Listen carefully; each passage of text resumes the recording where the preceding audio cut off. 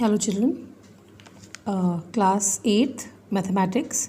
Let's talk about the syllabus of UT1. We have chapter number 1, 2, 3, 5, 11 and 20. So now we are going to start with chapter number 2, that is exponents. Let's have a little introduction of the chapter. Exponent, index or power, it's one and the same thing. Suppose we write a number 8 and there is a small number on the top. This number on the top is called the exponent and this 8 is called the base of the exponent. So basically, what is exponent? The exponent of a number says how many times to use that number in multiplication. Here another example you can see. When we say a to the power 2, this is the exponential form.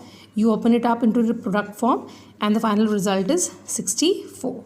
Now we'll be talking about the laws of exponents, starting with law number 1, which is called the product law. Now what is product law? Product law states that in multiplication, when the bases are same, their powers are added. Like see, bases were same, the powers are added. Law number 2 is the quotient law. Quotient law states that when you are dividing and the bases are same, see, you can see, when you are dividing and the bases are same, the powers are subtracted. Next, that is your power law. Power law states that when there is one base with many powers, the powers are multiplied. And law number 4, that's the zero power law, which states that any base to the power 0 is always equal to 1. Coming to the next law, that's called the negative power law. Negative power law states that any base to a negative power, just to make this power positive, we reciprocate the base. Then it is common power to bases which are being multiplied or which are being divided. They state that when you have two bases which are either being multiplied or being divided and there is one common power to the bases, that power is distributed to both the bases, whether they are being multiplied or they are being divided. Next is the fractional power law. Base to a fractional power. Now there are two ways of solving a base to the fractional power. You can see I've written two methods here. Either you use the first one or the second one. It states that when there is a base with a fractional power, the denominator is the root actually.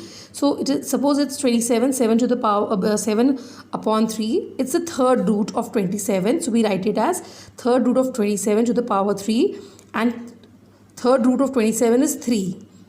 And 3 to the power 7 is 2187.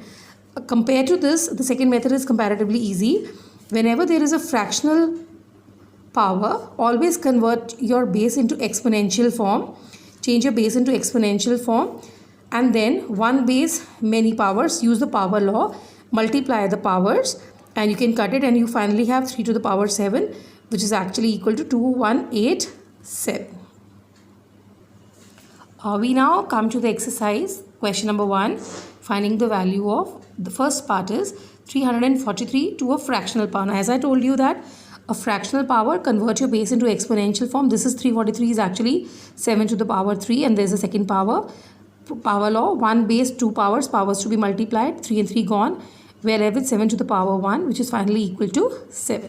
Question number 2, 81 to the fractional power again. So 81 can be written as either 3 to the power 4 or we can also write it as 9 to the power 2. I am preferring 9 to the power 2, so directly 2 and 2 can get cancelled. And 2 multiplied by this negative power, 2 and 2 gets cancelled. We are left with 9 to the power minus 3. And now as there is a negative power, to convert the power into positive, the base is reciprocated. So denominator, this 9 goes to the denominator and the power becomes positive. Now 1 upon 9 into 9 into 9, because it had a power 3, which is 1 upon 729.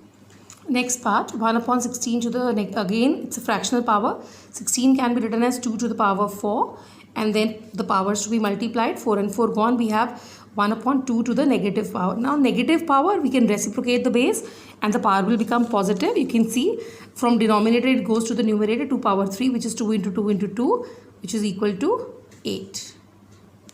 Next part, now 32 has two powers. First of all, there are two powers. One is a fractional power. 32 can be written as 2 to the power 5. Now 1 power, 2 power and 3 power. All three powers can be multiplied. 5 and 5 gets cut. We are left with 2 to the power minus 3. Negative power, reciprocate the base. And the power becomes positive. 1 upon 2 into 2 into 2, which is 1 upon 8. Next part, 16 upon 81, fractional power. 9 upon 25 fractional power and fractional power. The first thing is I change 16 as 2 to the power 4 and 81 as 3 to the power 4. And we can either write it in this way, or this 4 and 4 power can be taken common and 2 and 3 will be written together. And the second power, which is already given, multiplied by 9 can be written as 3 to the power 2 and 25 is 5 to the power 2. Again 3 by 5 is taken common and 3 by 5 is written together and 2 is taken common, and this is the second power. Same ways, there is no fractional power, so no need to convert it, let it be in the same form. Now here in this step 4 and 4 gets cut, we are left with 2 upon 3 to the power minus 3. Here this 2 and 2 gets cut, we are left with 3 upon 5 to the power minus 3, and this is 2 upon 5 to the power minus 3. Negative power converting into positive, reciprocate the base.